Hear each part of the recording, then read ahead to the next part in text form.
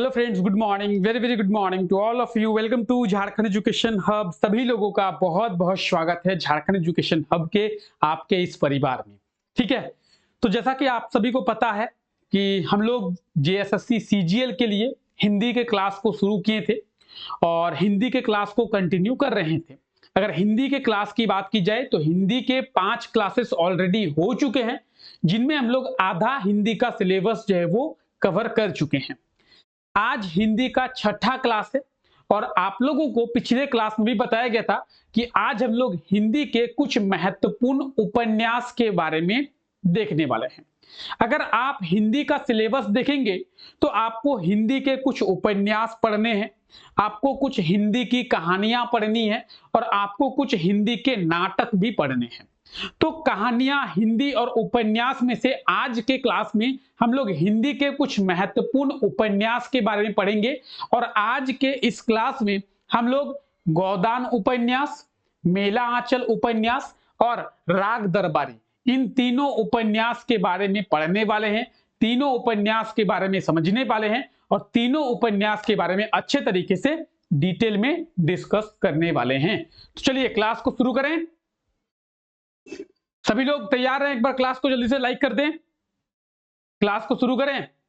चलिए, तो अगर हम लोग सिलेबस की बात करें, अगर आप हिंदी के सिलेबस की बात करें, अच्छा सभी को पता होना चाहिए कि इस क्लास के थ्रू हम लोग हिंदी में 100 में से 100 का टारगेट रखे हैं। यानी हिंदी में आपको पेपर 2 में 100 क्वेश्चंस देखने को मिलेंगे और 100 में से 100 का टारगेट हम लोग लेके चल रहे हैं कि 100 में से 100 क्वेश्चंस जो है हमें सही करने हैं। और इसी टारगेट को लेकर इस क्लास को शुरू किया गया था और इसी टारगेट को लेकर हम लोग एग्जाम भी देने वाले हैं। ठीक है, तो चलिए क्लास को शुरू करते हैं। ठीक है, अगर बात करें हिंदी के उपन्यास की तो आप देखेंगे जब आपका सिलेबस, तो आपके सिलेबस में आपको ये तीनों उपन्यास के बारे में पढ़ना है। हिंदी के सिलेबस में तीनों उपन्यास के बारे में पढ़ना है। अगर बात करें गोदान की तो गोदान जो है मुंशी प्रेमचंद जी की उपन्यास है। अगर मेला आंचल की बात करें तो फणीश्वर नाथ रेणु की उपन्यास है और राग दरबारी की अगर बात की जाए तो श्रीलाल शुक्ल की उपन्यास है। ठीक है, तो तीनों कवियों के तीनों उपन्यास को आज के इस क्लास में हम लोग देखने वाले हैं। ठीक है, उसके बाद कुछ कहानियां हैं जो कि हम लोग कल के क्लास में देखेंगे। मधुआ, ठाकुर का कुआं, नीलम देश की राजकन्या, परिंदे, दिल्ली में एक मौत, वापसी, अभिशप्त, मिस पाल, ये जो है कुछ कहानियां हैं। इन कहानियों के बारे में भी पढ़ना है। तो फिलहाल आज के क्लास में हम लोग इन तीनों उपन्यास के बारे में पढ़ेंगे। उपन्यास का सिलेबस जो है आज के क्लास में हमारा खत्म हो जाएगा। उसके बाद हम लोग कल के क्लास में कहानियों के बारे में पढ़ेंगे और एक एक कहानियों के बारे में समझेंगे। फिलहाल हम लोग बात करते हैं गोदान उपन्यास की और इसी के साथ आज का क्लास हमारा शुरू होता है। गोदान उपन्यास किसकी, इसके लेखक कौन है? तो सबसे पहला पॉइंट तो यही बनता है, गोदान उपन्यास के लेखक कौन है? तो मुंशी प्रेमचंद। ये आप गोदान उपन्यास को देख सकते हैं, बहुत ही अच्छी उपन्यास है। ठीक है, और अगर बात करें हम लोग मुंशी प्रेमचंद जी की तो मुंशी प्रेमचंद जी का अंतिम उपन्यास है ये, कौन सा? गोदान। ठीक है, हिंदी के महत्वपूर्ण उपन्यासों में से एक उपन्यास जो है ये माना जाता है। ठीक है, हिंदी के महत्वपूर्ण उपन्यासों में से एक उपन्यास इसे माना जाता है। ठीक है, तो गोदान जो है वो मुंशी प्रेमचंद जी का अंतिम उपन्यास है, ये आप लोग याद रखें। चलिए आगे हम लोग बात करते हैं। तो ये आप मुंशी प्रेमचंद जी को देख रहे हैं। अब आप किसी लेखक के उपन्यास को पढ़ रहे हैं तो उसके बारे में भी आपको पता होना चाहिए। ये है मुंशी प्रेमचंद जिन्होंने गोदान उपन्यास लिखा है और इन्हीं की उपन्यास गोदान के बारे में आज हम लोग पढ़ने वाले हैं। ठीक है, चलिए क्लास को शुरू करते हैं। अगर गोदान उपन्यास की बात करें तो गोदान जो है एक गांव की उपन्यास है, यानी गांव के बारे में बताया जा रहा है। किस तरीके से एक गांव है और गांव में एक व्यक्ति रहता है जिसका नाम है हुरी। ठीक है, हम लोग पढ़ेंगे अभी चीजें।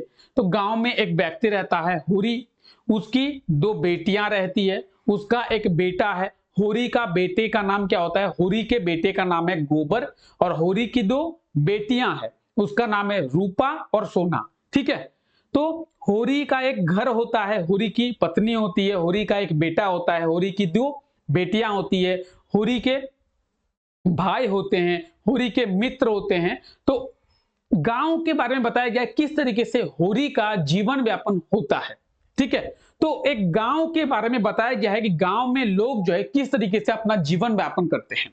ठीक है, तो गोदान उपन्यास में होरी के जीवन काल के बारे में बताया गया है कि होरी अपने जीवन में क्या क्या कुछ करता है, उसका बेटा क्या कुछ करता है, उसकी बेटी क्या कुछ करता है। ठीक है, अगर हम एक उपन्यास को बहुत ही डीपली पढ़ेंगे तो लगभग जो है हमें 1 से 1.5 महीना लग जाएगा एक उपन्यास को समझने में।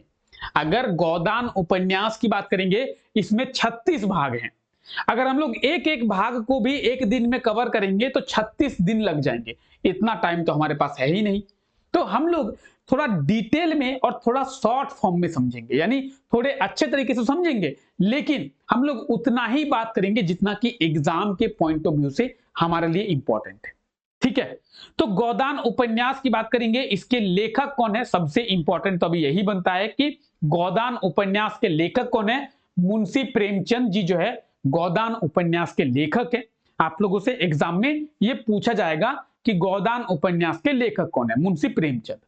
ठीक है, उसके बाद प्रकाशित वर्ष, गोदान उपन्यास को कब प्रकाशित किया गया, 1936 में। कब, 1936 में। अच्छा, आप लोगों को मैं ये बता दूं, ये क्लास करने के बाद हम लोग कुछ क्वेश्चंस भी करेंगे लास्ट में हिंदी के, तो एक बार आप लोग लास्ट तक कंटिन्यू रहना। ठीक है, सभी लोग कंटिन्यू रहना, ताकि हम लोग लास्ट में जब क्वेश्चंस देखेंगे तो आपको पता चल सके कि आप आंसर दे पा रहे हैं कि नहीं दे पा रहे हैं। ठीक है, अगर हम लोग बात करें प्रकाशित वर्ष की, तो 1936 में गोदान उपन्यास को प्रकाशित किया गया। इसमें भारतीय ग्राम समाज के परिवेश का चित्रण है, यानी गांव में किस तरीके से लोग रहते हैं, एक गांव के बारे में बताया गया है। ठीक है, कि गांव में किसी के पास भेड़ बकरी है, किसी के पास गाय है, किसी के पास बैल है, कोई खेती करता है तो कोई कुछ और करके अपना जीवन व्यापन करता है। उस तरीके से इस उपन्यास में बताया गया है गांव के लोगों के बारे में, गांव के लोगों का जीवन किस प्रकार से होता है उस चीज के बारे में यहां पे बताई गई है। ठीक है, जैसा कि अभी आपको बताया गया कि इस उपन्यास में मुख्य पात्र कौन है, होरी।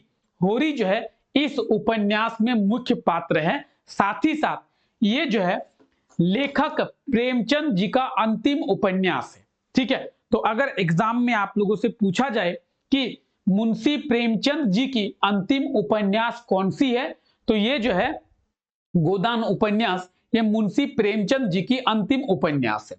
ठीक है, गांव के जीवन के बारे में आप लोग सभी जानते होंगे कि गांव का जीवन जो है किस प्रकार का होता है। गांव में कोई खेती करता है, कोई मजदूरी करता है, किसी के घर में बकरी होती है, किसी के घर में भेड़ होती है, किसी के घर में गाय होती है, किसी के घर में बैल होता है, कच्चे कच्चे मकान होते हैं, बड़ी बड़ी बिल्डिंग्स तो होती नहीं है गांव में, कच्चे कच्चे मकान होते हैं। तो उसी प्रकार का एक उपन्यास है। ठीक है, इसमें मुख्य पात्र कौन है, होरी जो है इसमें मुख्य पात्र है, आपको याद रखना चाहिए। ठीक है, गोदान उपन्यास के कुछ पात्रों के बारे में भी हम लोग देखेंगे। अगर पात्रों की बात करें तो मुख्य पात्र यानी घर का मुखिया कौन होता है, होरी। ठीक है, याद रखेंगे गोदान उपन्यास के मुख्य पात्र कौन है, होरी।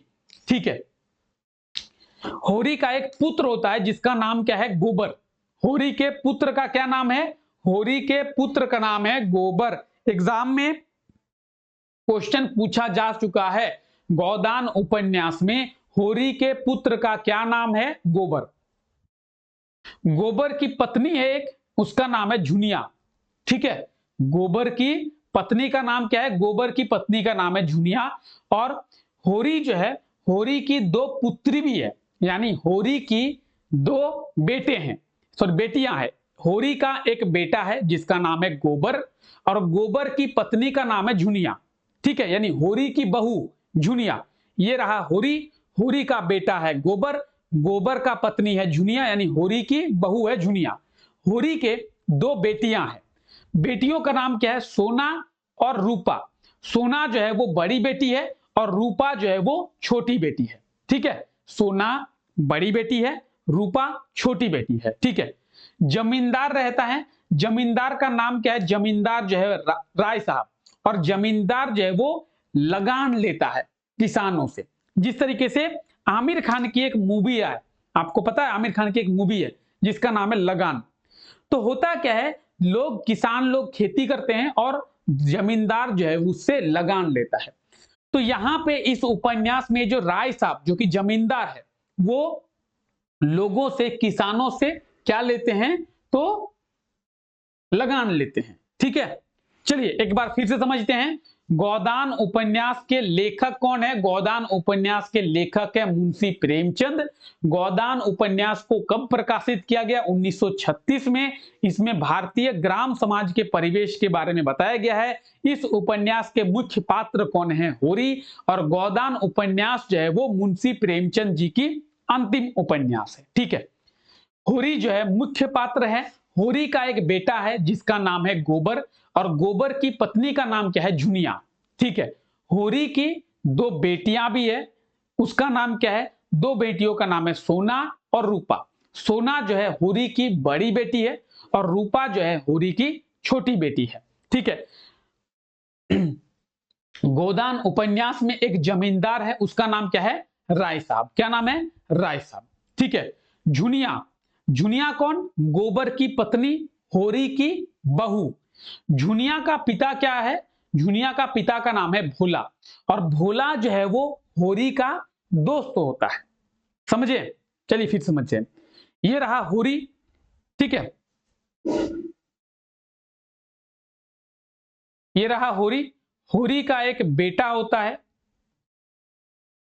इसकी पत्नी कौन है? इसकी पत्नी है झुनिया। ठीक है, समझिए। मूवी बना देते हैं, मुंह, इसका ही मुंह। तो ये है होरी।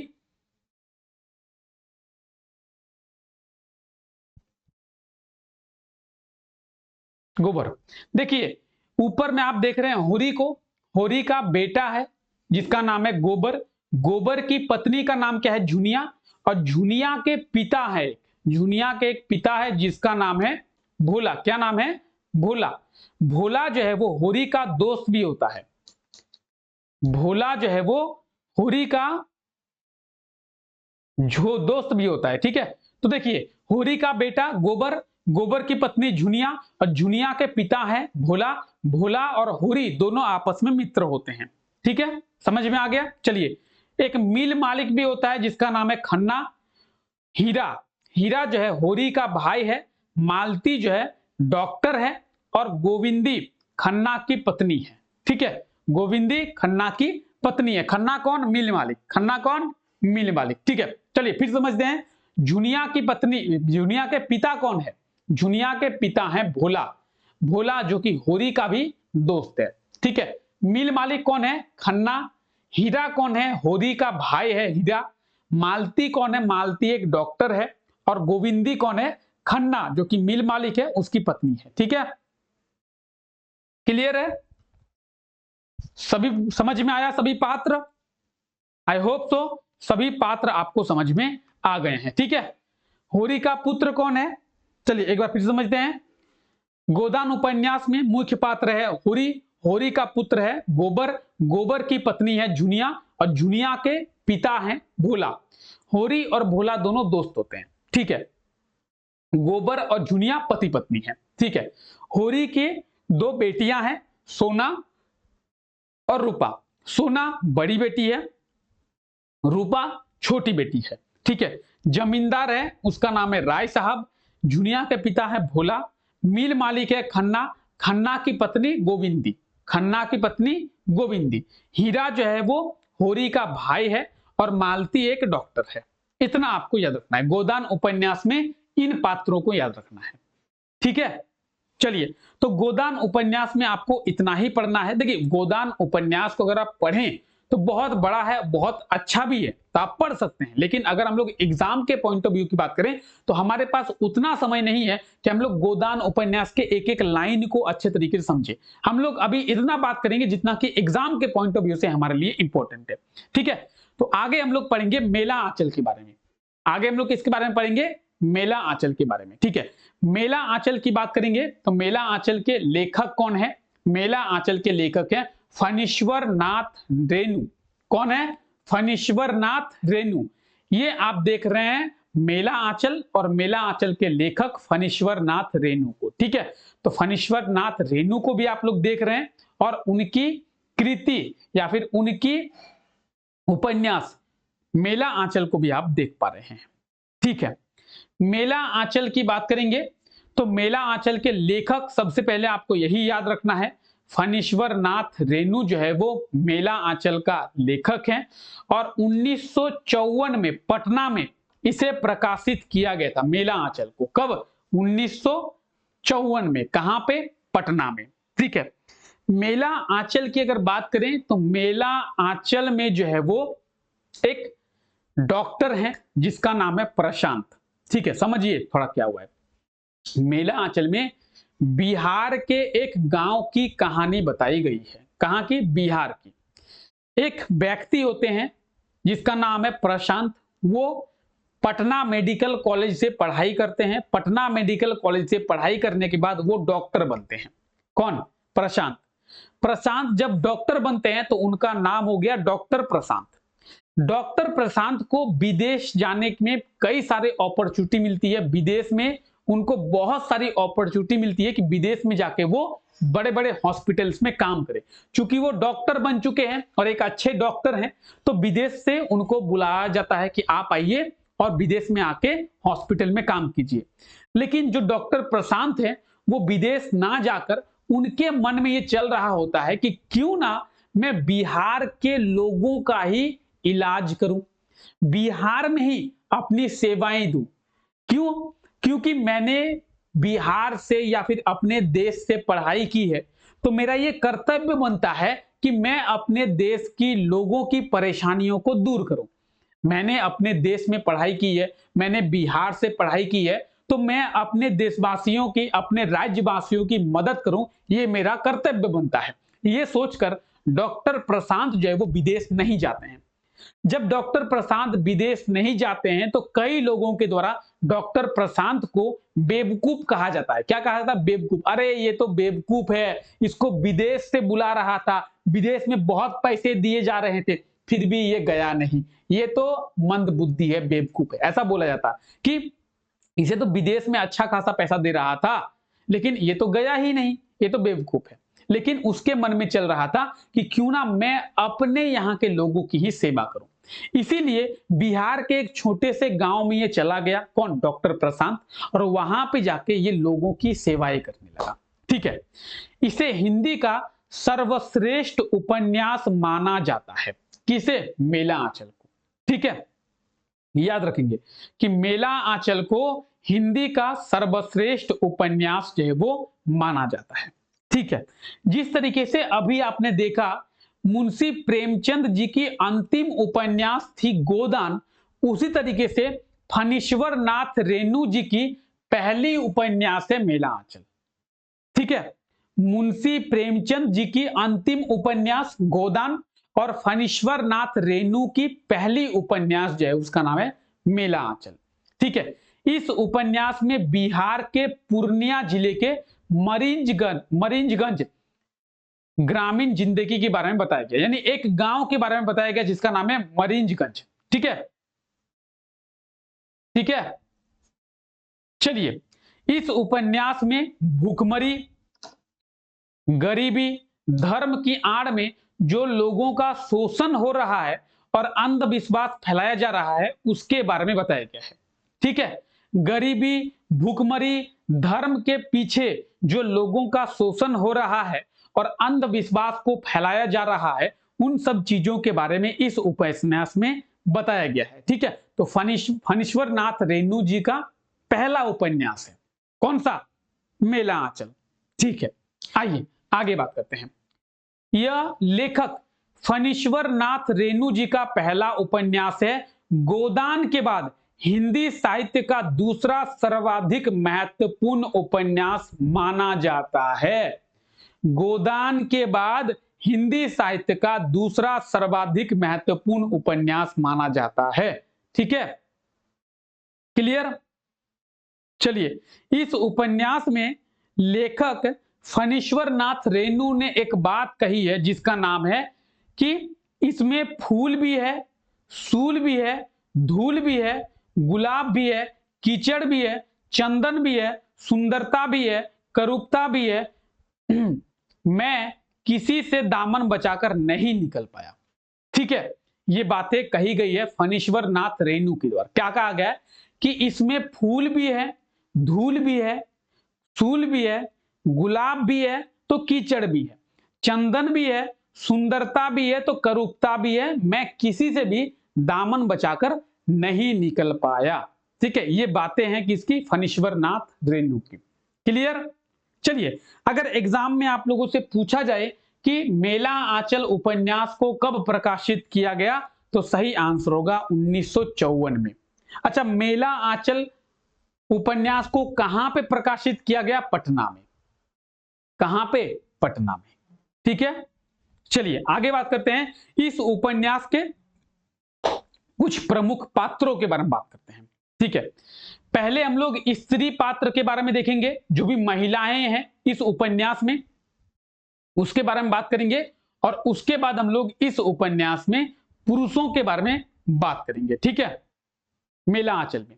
अच्छा, इस उपन्यास की अगर बात करें, इस उपन्यास में 296 पात्र हैं, लगभग 296। बहुत बड़ा उपन्यास है ये।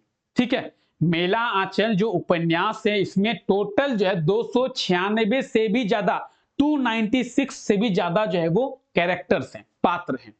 लेकिन क्या हमें 296 कैरेक्टर्स पढ़ने हैं? नहीं, हमें कुछ इंपॉर्टेंट कैरेक्टर्स के बारे में देखना है, हमें कुछ महत्वपूर्ण पात्रों के बारे में जानना है। ठीक है, कैरेक्टर्स में भी हमें दो कैरेक्टर पढ़ने हैं, एक हो गया मेल कैरेक्टर, दूसरा हो गया फीमेल कैरेक्टर। ठीक है, तो हमें कुछ मेल कैरेक्टर के बारे में पढ़ना है, कुछ फीमेल कैरेक्टर के बारे में पढ़ना है।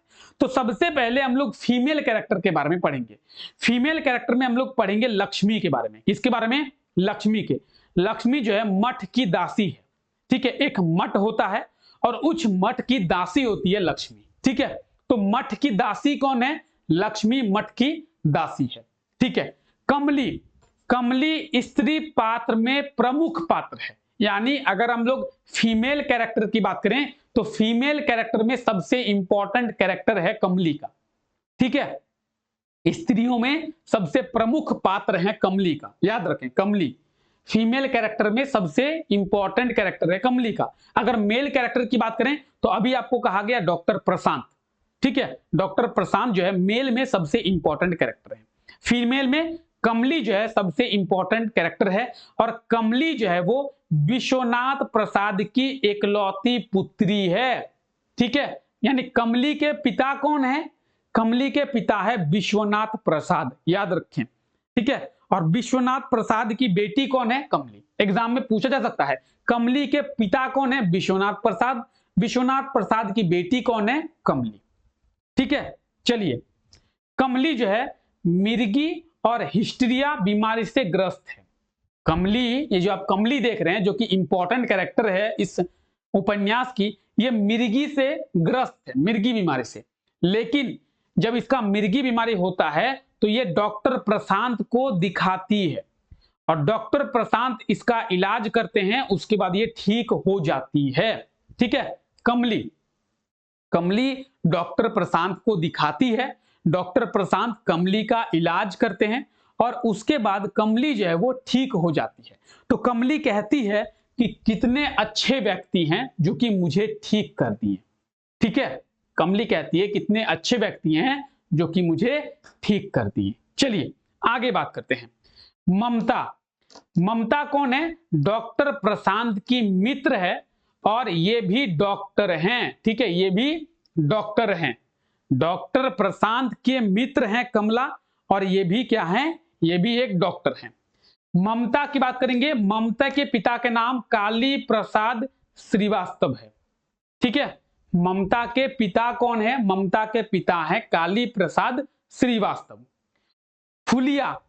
फुलिया की बात करेंगे। ये निम्न जाति की एक विधवा औरत है।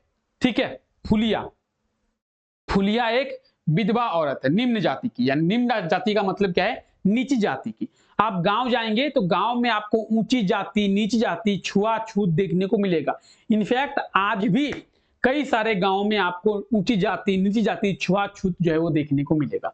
तो गांव में ये सामान्य है, ठीक है। और जिस टाइम की हम लोग बात कर रहे हैं 1954 की, उस टाइम तो छुआछूत था ही, ठीक है। तो निम्न जाति की एक विधवा औरत है फुलिया।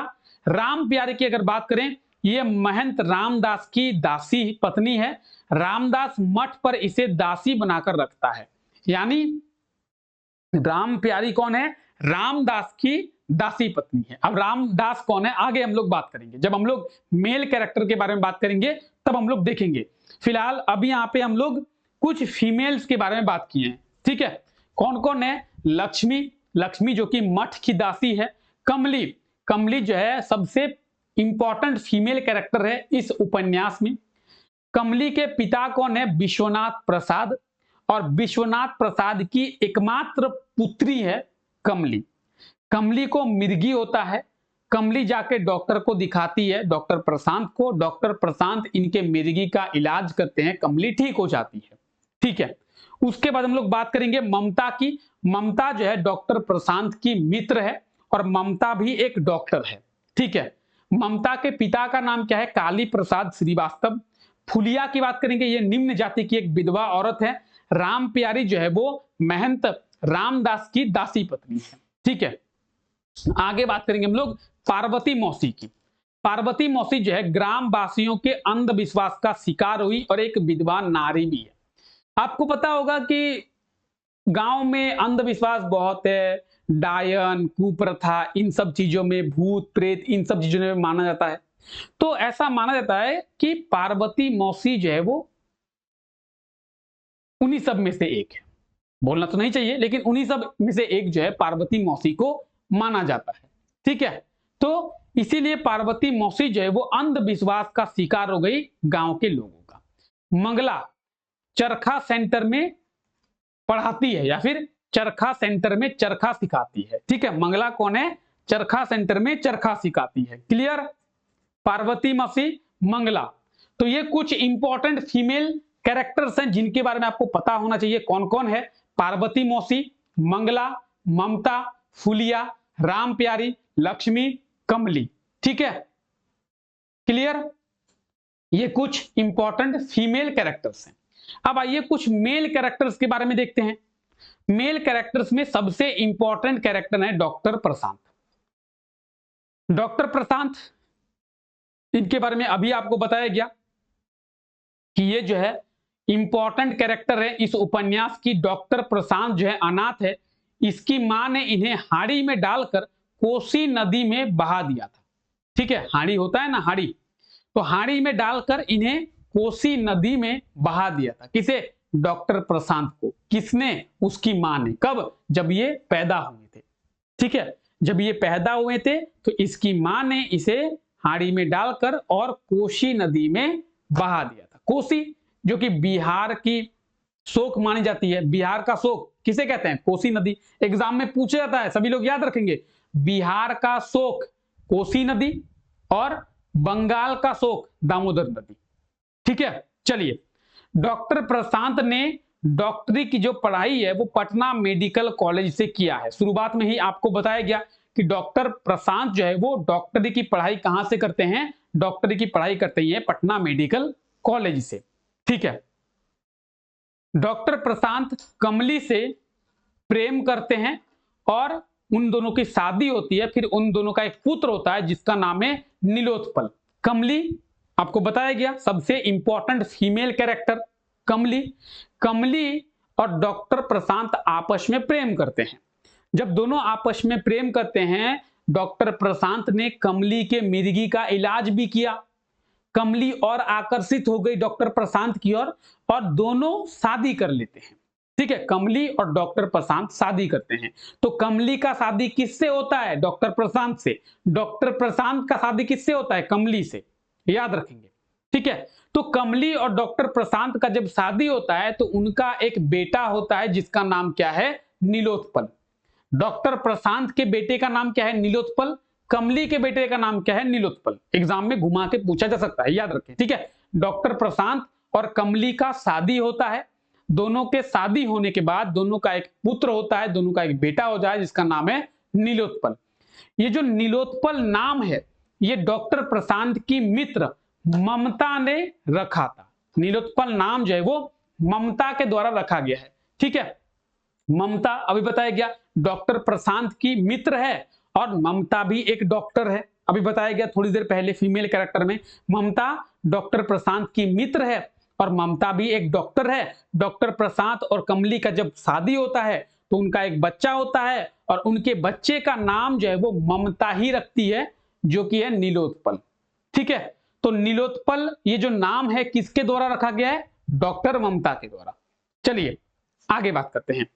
बलदेव, ये सबसे इंपॉर्टेंट सेकंड मेल कैरेक्टर हैं बलदेव। गांव के लोग इन्हें टुरबा बोलते हैं, टुरबा। याद रखें, गांव के लोग किन्हें टुरबा बोलते हैं?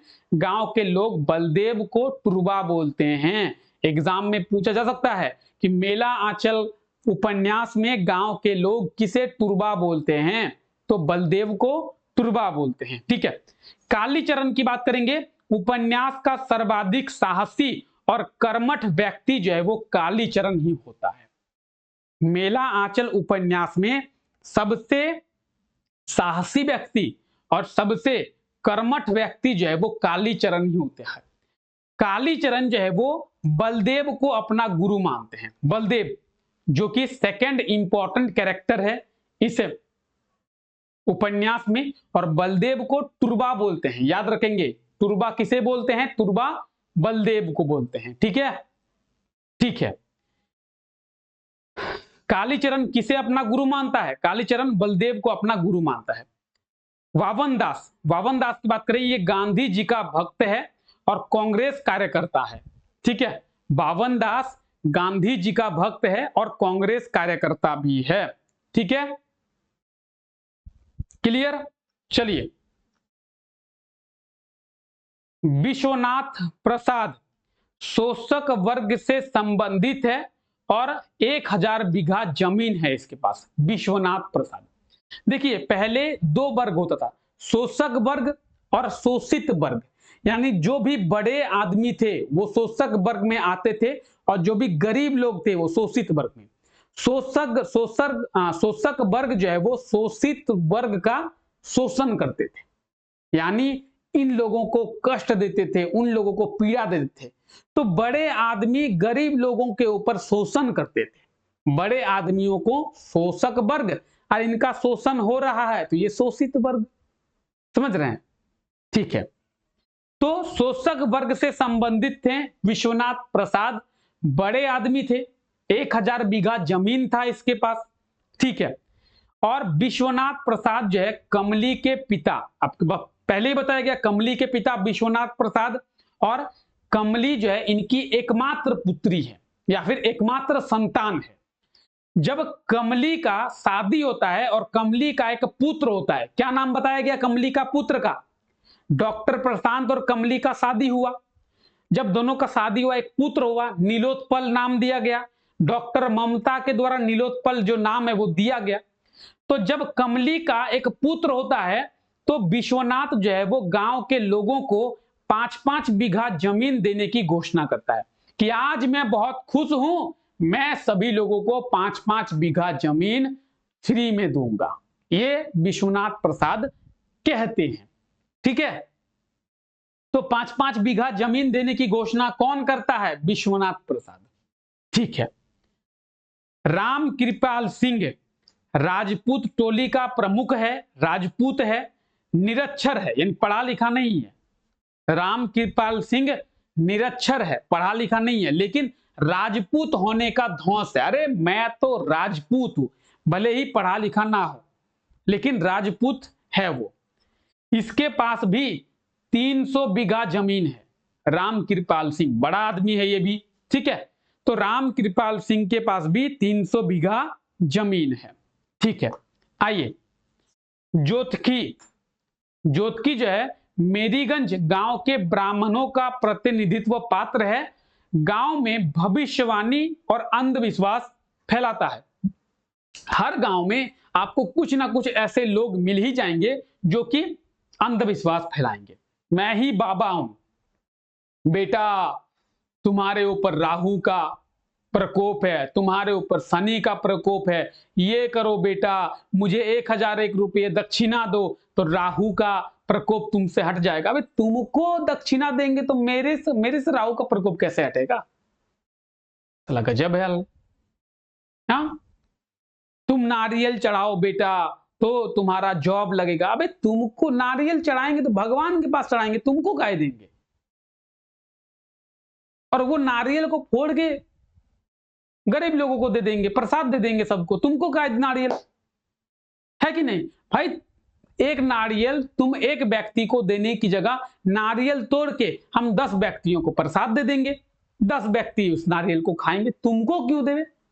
है कि नहीं? लेकिन हर जगह कुछ लोग ऐसे आपको मिल जाएंगे जो कि बाबा भविष्यवाणी अंधविश्वास फैलाएंगे। मैं भविष्यवाणी, बेटा तुम अगर 1001 रुपये की दक्षिणा दोगे तो तुम्हारी नौकरी लग जाएगी, जेएसएससी सीजीएल में तुम पास हो जाओगे और आगे चलकर तुम एएसओ अधिकारी बनोगे। समझ सकते हैं? ठीक है, तो कुछ इसी प्रकार का सिनेरियो रहता है मेला आंचल में। सभी मेल कैरेक्टर के बारे में भी हम लोगों ने बात किया अभी, ज्योतिकी, विश्वनाथ प्रसाद, राम कृपाल सिंह, बलदेव, कालीचरण, बावन दास, डॉक्टर प्रशांत। ठीक है, तो इन सब चीजों के बारे में याद रखिए। सबसे इंपॉर्टेंट कैरेक्टर हैं इसमें डॉक्टर प्रशांत कुमार, ठीक है, या फिर डॉक्टर प्रशांत। और बलदेव को भी याद रखें, इन्हें टुरबा कहते हैं। टुरबा आप लोगों से एग्जाम में हो सकता है कि पूछ लिया जाए, टुरबा किसे कहते हैं। डॉक्टर प्रशांत की शादी किससे हुई है? कमली से हुई है। डॉक्टर प्रशांत के पुत्र का क्या नाम होता है? नीलोत्पल। ठीक है, तो इन सब चीजों को याद रखें। ठीक है, और बात करेंगे हम लोग कालीचरण की। तो कालीचरण जो है किसे अपना गुरु मानता है? कालीचरण बलदेव को अपना गुरु मानता है। ठीक है, मेला आंचल यहीं पे हमारा समाप्त होता है। ठीक है, आगे हम लोग बात करेंगे किसके बारे में? राग दरबारी के बारे में, एक और उपन्यास। ठीक है, क्या? राग दरबारी बहुत इंपॉर्टेंट उपन्यास है, श्रीलाल शुक्ल का, पंडित श्रीलाल शुक्ल का ये उपन्यास है राग दरबारी। तो ये आप श्रीलाल शुक्ल और राग दरबारी उपन्यास दोनों को देख सकते हैं। ठीक है, क्लियर? राग दरबारी ये किनकी उपन्यास है? तो ये पंडित श्रीलाल शुक्ल जी की उपन्यास है। ठीक है, चलिए आइए बात करते हैं। अगर राग दरबारी उपन्यास की बात करेंगे, श्रीलाल शुक्ल इसके लेखक हैं। ठीक है, कौन लेखक हैं? श्रीलाल शुक्ल। एग्जाम में सीधे क्वेश्चन पूछ जाएगा कि राग दरबारी उपन्यास के लेखक कौन हैं?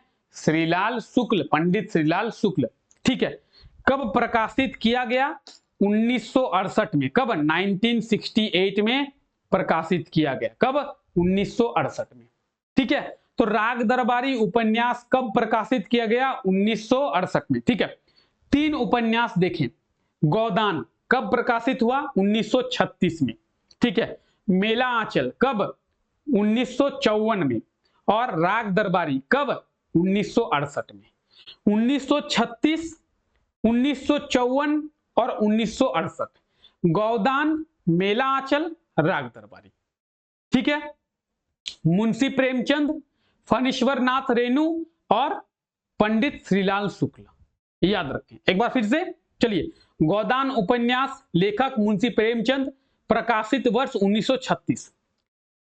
मेला आंचल उपन्यास लेखक फणीश्वर नाथ रेणु, प्रकाशित वर्ष 1954।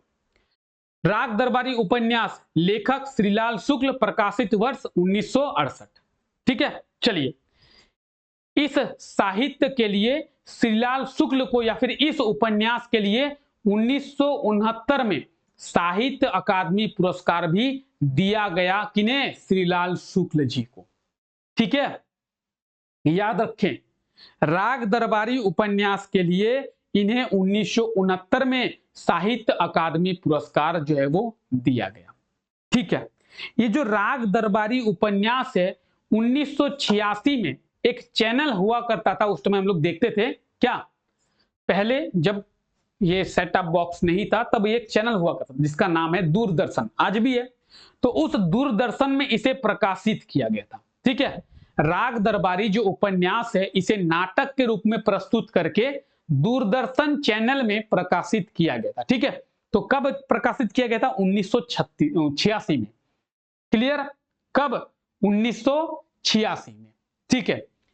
इस उपन्यास में स्वतंत्र भारत के बाद की कहानी दिखाई गई है। भारत स्वतंत्र हो गया, भारत स्वतंत्र होने के बाद भारत का क्या हाल हुआ, भारत किस तरीके से आगे बढ़ा, भारत में लोगों का जीवन यापन कैसा रहा, उसके बारे में बताया गया है। तो इस उपन्यास में स्वतंत्र भारत के बाद का जीवन दिखाया गया है। इस उपन्यास में उत्तर प्रदेश के पूर्वांचल के शिवपालगंज गांव की कहानी बताई गई है। ठीक है। तो उत्तर प्रदेश के शिवपालगंज गांव की कहानी जो है वो इस उपन्यास में बताई गई है, जिसका नाम क्या है? राग दरबारी। चलिए एक बार फिर से हम लोग रिकॉल करते हैं। क्या? राग दरबारी उपन्यास के लेखक श्रीलाल शुक्ल। प्रकाशित वर्ष यानी इस उपन्यास को कब प्रकाशित किया गया? 1968 में। इस उपन्यास के लिए किस वर्ष पंडित श्रीलाल शुक्ल को साहित्य अकादमी पुरस्कार मिला? 1969 में। 1986 में दूरदर्शन चैनल में इसे प्रकाशित किया गया।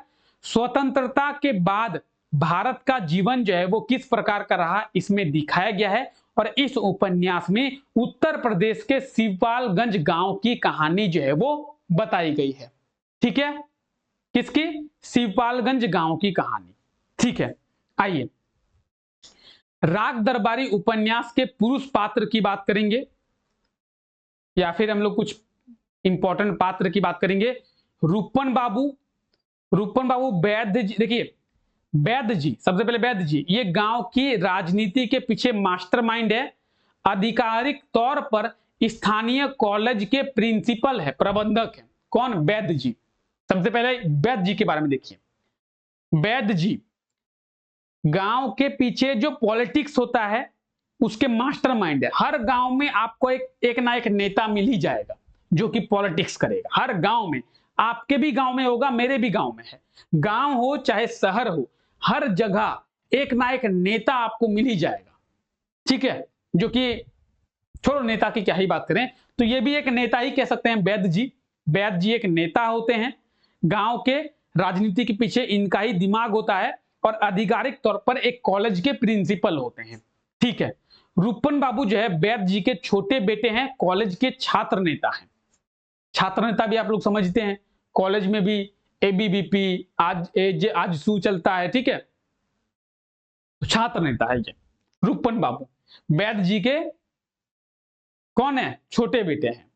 ठीक है। बाप राजनीति में है तो बेटा तो राजनीति में आएगा ही, सिंपल सी बात है, समझ ही रहे हैं। राहुल गांधी राजनीति में कब हैं? जब उनके पिताजी राजनीति में थे। अच्छा बिहार की अगर बात करें तो तेजस्वी प्रताप यादव राजनीति में कब है? जब लालू यादव राजनीति में है। ठीक है। सिंपल सी बात है। तो बाप राजनीति कर रहा है तो बेटा भी राजनीति कर रहा है। ठीक है। बद्री पहलवान की बात करेंगे। रूपन बाबू के बड़े भाई और वैद्य जी के बड़े बेटे। ठीक है। तो वैद्य जी का बड़ा बेटा कौन है? रूपन बाबू। और ये पहलवान है, इन्हें बॉडी बनाने का बड़ा शौक है। यानी आज के टाइम पे जिम का भी बहुत क्रेज है, आप लोगों को पता होगा जिम का भी बहुत क्रेज है। लगे डोले बनाने, शोले बनाने। भाई जिंदगी को पहले सेटल कर ले, लाइफ को पहले सही ढंग से सेटल कर ले, उसके बाद बॉडी बना लियो। ठीक है।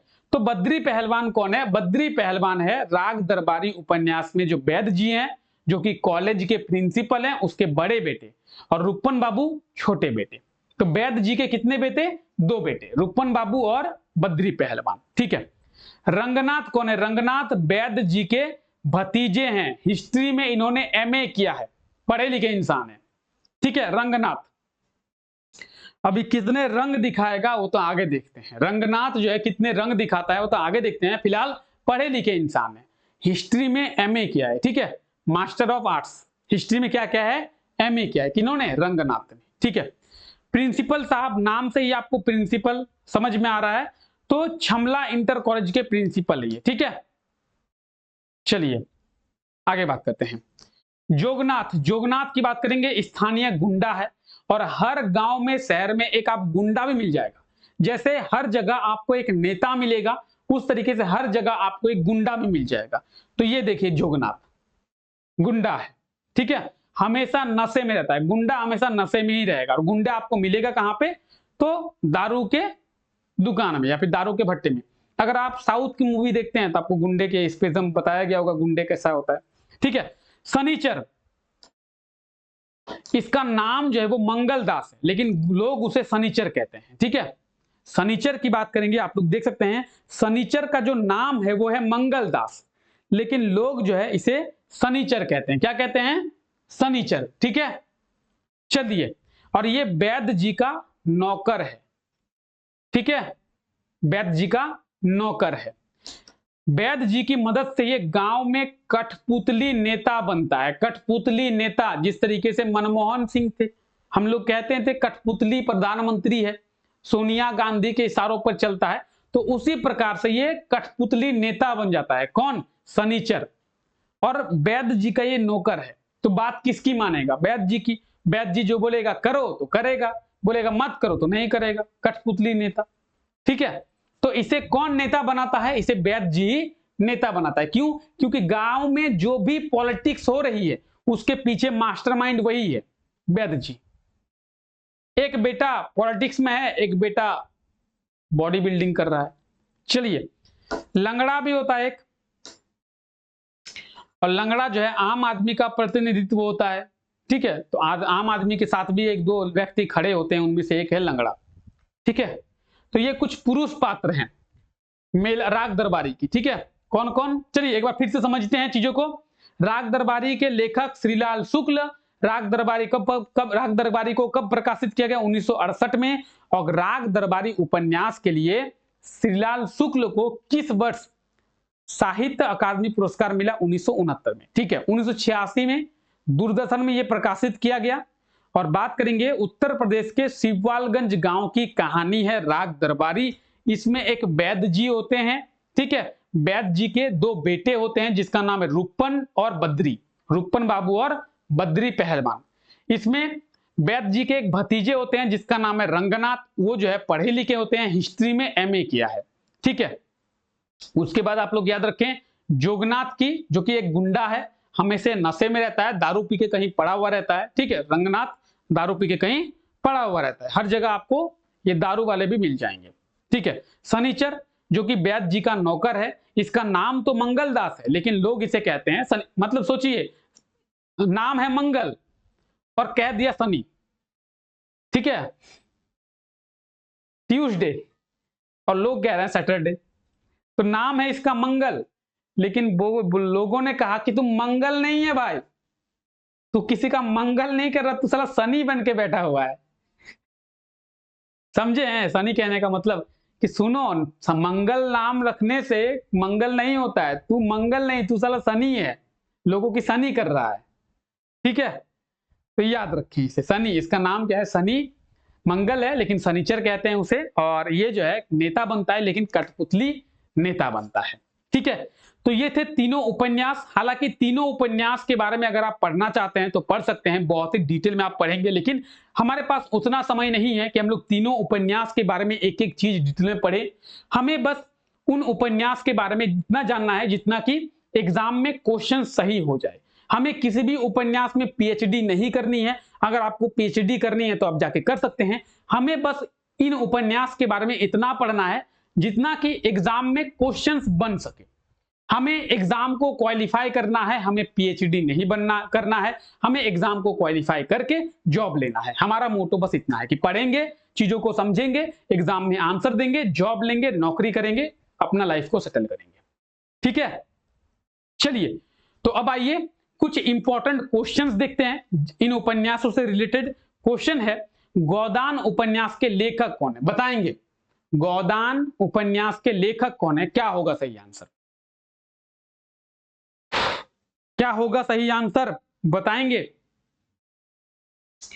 तो गोदान उपन्यास के लेखक कौन है, प्रेमचंद, बताया गया, मुंशी प्रेमचंद गोदान उपन्यास के लेखक है।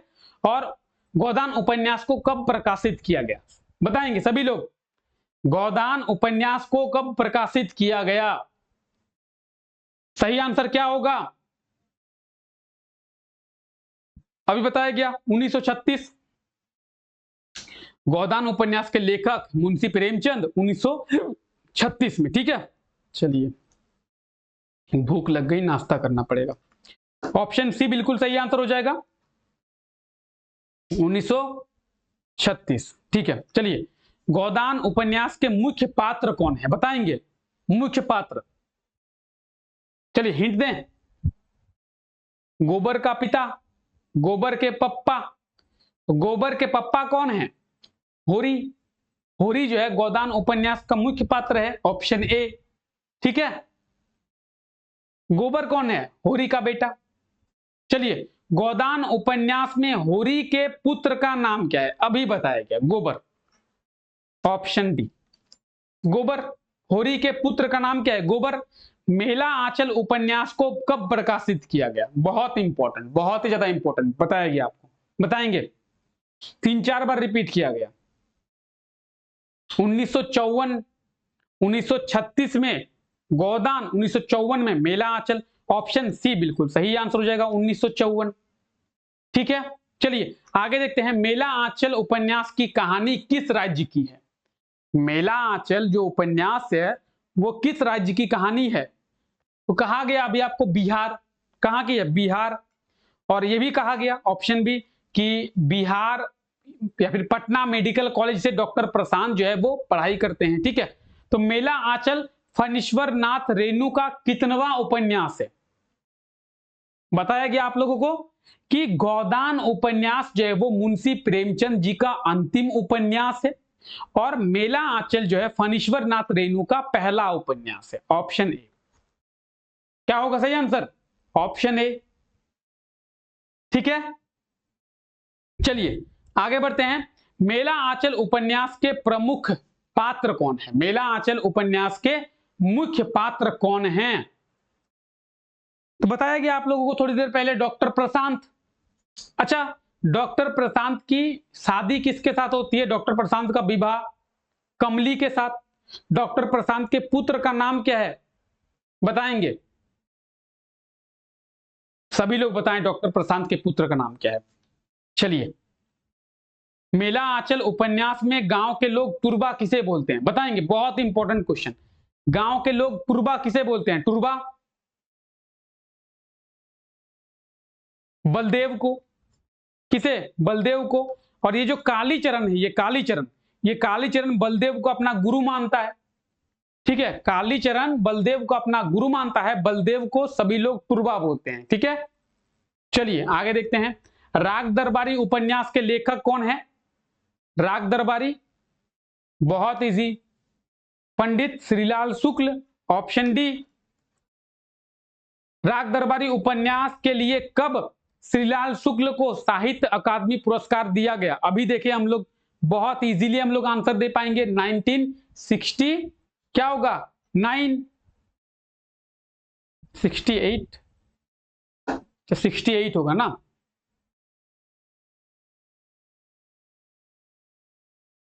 68 होगा ना सही आंसर, नहीं गलत दिया हुआ है, आंसर गलत है, ये है 69, ऑप्शन सी। ठीक है, क्या होगा सही आंसर, 69, 68 में प्रकाशित हुआ है, समझे, 68 में राग दरबारी उपन्यास प्रकाशित हुआ है, और 69 में साहित्य अकादमी पुरस्कार मिला है पंडित श्रीलाल शुक्ल को, ऑप्शन सी सही आंसर हो जाएगा। चलिए ठीक है, राग दरबारी उपन्यास में किसने हिस्ट्री में एमए किया है, बताएंगे, हिस्ट्री में एमए किसने किया है, रुपन बाबू, बद्री पहलवान, रंगनाथ, जोगनाथ। अच्छा, रुपन बाबू कौन है, वैद्य जी के छोटे बेटे रुपन बाबू, जो कि नेता होता है कॉलेज का। बद्री पहलवान वैद्य जी का बड़ा बेटा है, जो कि पहलवानी करता है, बॉडी बनाता है। और रंगनाथ जो है वो वैद्य जी का भतीजा है, इसने हिस्ट्री में एमए किया है, ऑप्शन सी बिल्कुल सही आंसर हो जाएगा। ठीक है, कैसा लगा क्लास, बताएंगे कैसा लगा क्लास, समझ में आया सभी चीजें, जितनी डिटेल में, जितने अच्छे तरीके से आप लोगों को समझाया जा सकता था उतने अच्छे तरीके से आप लोगों को समझाया गया और अच्छे तरीके से आप लोगों को बताया गया। इसके बाद भी अगर आप लोगों को समझ में नहीं आई है तो एक बार क्लास को पीछे से कंटिन्यू कर ले, ठीक है। चलिए, तो फिलहाल आज के इस क्लास को यहीं तक रखते हैं। आप सभी लोगों का बहुत बहुत शुक्रिया इस क्लास का हिस्सा बनने के लिए। मिलते हैं आप लोगों से नेक्स्ट क्लास में, तब तक के लिए थैंक यू, टेक केयर।